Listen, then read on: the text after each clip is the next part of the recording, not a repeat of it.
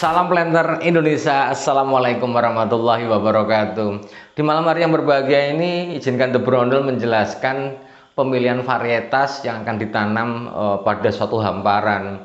Hal ini adalah berdasarkan sebuah kenyataan ya, sebuah kasus di mana bahwa ketika kita menanam kelapa sawit, misalnya kita punya beberapa lokasi, sebenarnya ini jalan yang bisa dilewati.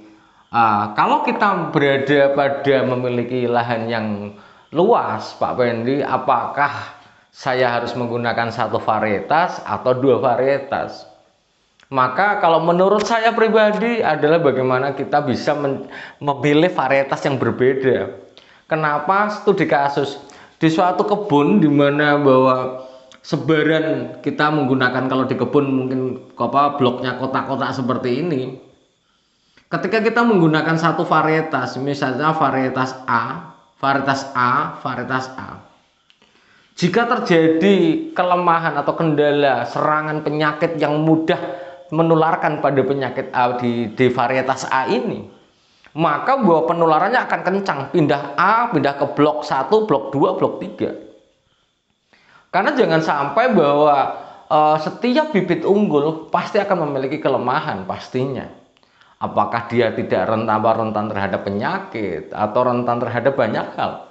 Karena pada prinsipnya setiap bibit memiliki banyak kelebihan, namun masih ada sedikit kelemahan. Sehingga di dalam pemilihan varietas yang mau kita tanam, Pak Pendi, saya punya 2 hektar. Apakah saya harus 2 varietas? Tidak. Kalau cuma 2 hektar, 3 hektar, 4 hektar mungkin masih bisa dalam satu varietas. Namun di dalam pemilihan, ketika kita memiliki lahan yang cukup luas, mungkin di atas 20 hektar, apakah saya harus menggunakan satu varietas? Ya sah-sah saja pakai satu varietas. Namun untuk menanggulangi sebuah kasus ini, kemudian misalnya ini adalah terkena spirut, di mana bahwa spirut ini adalah terjadi busuk pangkal, busuk pucuk atau yang akan menyerang busuk pangkal batang, yaitu batangnya akan membusuk, di mana bahwa spirut ini adalah menular. Ketika dia menular dari pokok satu ke pokok lain, ketika varietas A di blok ini, kemudian ini juga varietasnya sama, padahal spirut ini adalah menular melalui bawah dan atas, melalui sistem media tanah dan dia media angin. Ketika ini menyerang, maka ya ini bisa habis tanpa misalnya pengendalian. Sehingga kalau menurut saya, ketika kita memiliki 2 lahan yang seperti ini, bagusnya adalah varietas A dan varietas B. Karena bahwa di dalam pemilihan varietas masih banyak para petani, varietas terbaik apa sih? Varietas terbaik apa sih?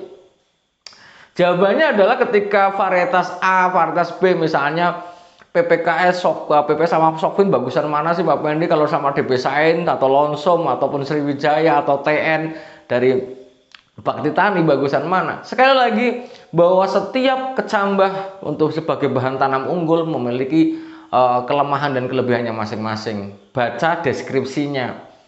Jangan sampai bahwa kita mengatakan varietas A ini lebih baik, belum tentu akan baik pada kondisi yang beda lagi di suatu tempat. Maka baca deskripsinya. Jangan sampai bahwa kita memilih varietas ini varietas, misalnya varietas A, ini varietas B. Ketika ada serangan di sini, penyakit misalnya di sini, maka ketika ini varietas ini lebih tahan lagi, maka dia tidak akan menyeberang ke sini.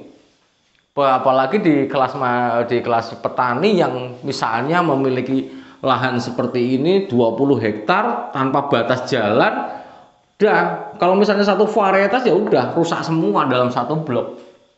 Kalau saran saya tetap menggunakan beberapa varietas yang memiliki panjang pelepah yang relatif sama, sehingga penanamannya dengan jarak mata limanya yang hampir sama.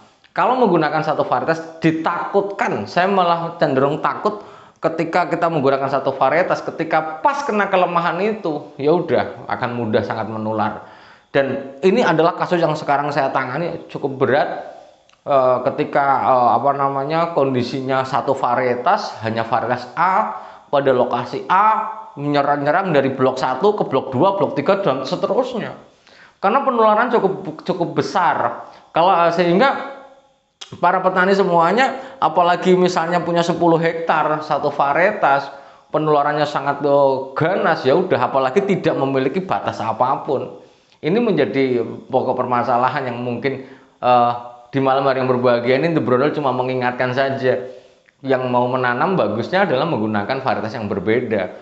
Berbeda-beda boleh aja, kok nggak ada masalah. Yang penting ketika memiliki spesifikasi jarak tanam yang sama, maka kita tidak perlu merubah jarak tanam satu ke jarak tanam yang lain, yang nanti justru akan berpengaruh terhadap susunan dari pola tanam di kelapa sawit kita.